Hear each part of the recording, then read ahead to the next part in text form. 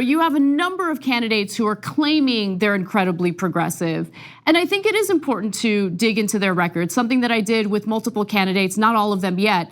But there was a video that I had done, I'm sure you know about it, on Tulsi Gabbard's record. And I talked about how, hey, I really like her, she's an exciting candidate, but here are some foreign policy issues that I think she needs to address. And then that quickly devolved into a giant mess. And so you were asked about it during a recent stream of yours, and I couldn't find your original video, so I apologize for using Progressive Voice's video. Yes, I watch Progressive Voice, I like the drums. Sorry.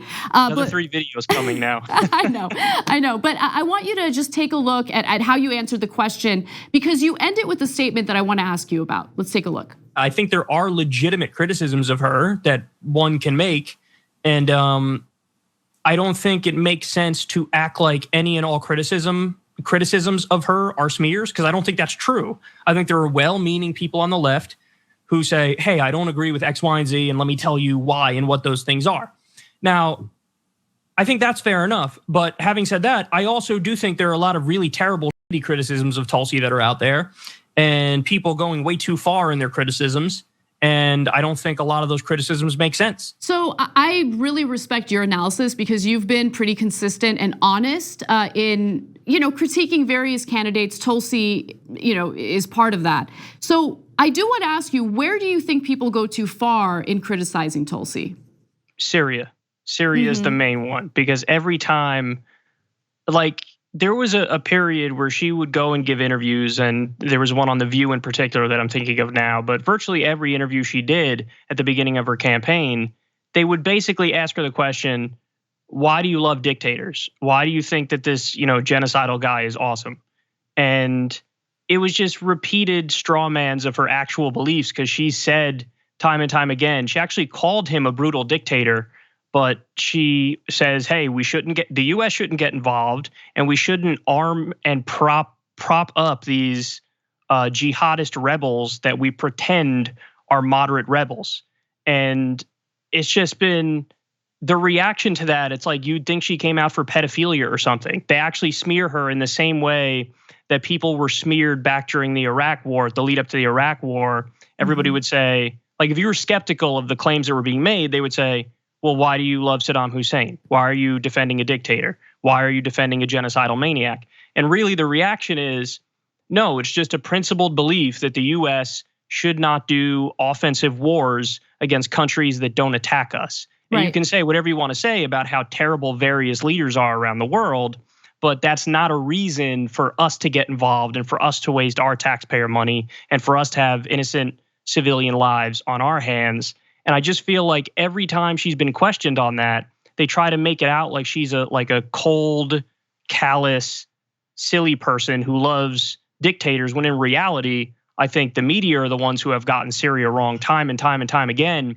And they frame everything from the perspective of like, well, we obviously have to get involved and we obviously have to topple Assad. And they don't even recognize the reality that as of right now, the strongest fighting force in Syria that makes up the rebel factions, over 60% of them are jihadists. So who's going to fill that vacuum? It would probably be Al-Qaeda. It would probably be al-Nusra. Yeah. And I think that she actually stuck her neck out on that issue because everybody else either doesn't touch it, or when they do talk about it, they walk on eggshells. And she really stuck her neck out there for the non-interventionist position.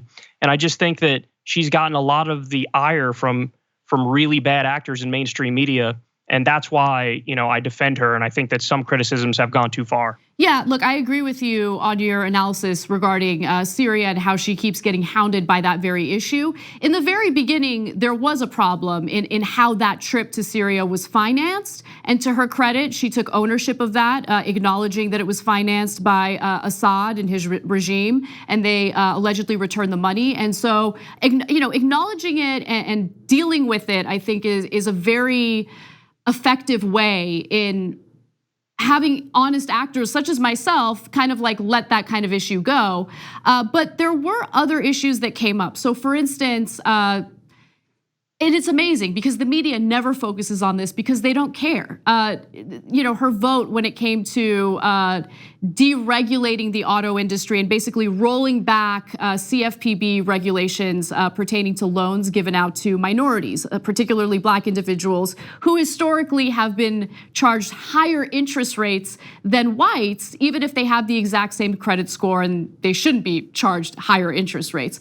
So she voted along with the auto industry to roll back those regulations. I think that's a legitimate criticism, but it just seems like you can't bring those issues up without getting a giant group of people constantly harassing you as someone who's a smear artist. So yeah, I mean, in today's day and age, that's politics. I mean, there are some people who have strong backing, and if you say the wrong thing, they come at your throat. And I mean, that's happened with me recently on Yang, because I said about Yang, like I just said, I don't know about the comment that he made about his mic being cut off. And Marianne Williamson has come out also and said, well, my mic was off too at various parts during the debate. But it was like crazy to see the sheer number of people that were coming at me when I also said very clearly that, hey, if they did that, it's wrong. That's true. But I also don't know if they did it. But also the times that Yang spoke at the debate, he didn't do well. But, there's certain people that, they have a large following, and it's to their credit, they did something right. But yeah, this is politics, and we're going to freely discuss the issues, and sometimes people are going to get upset.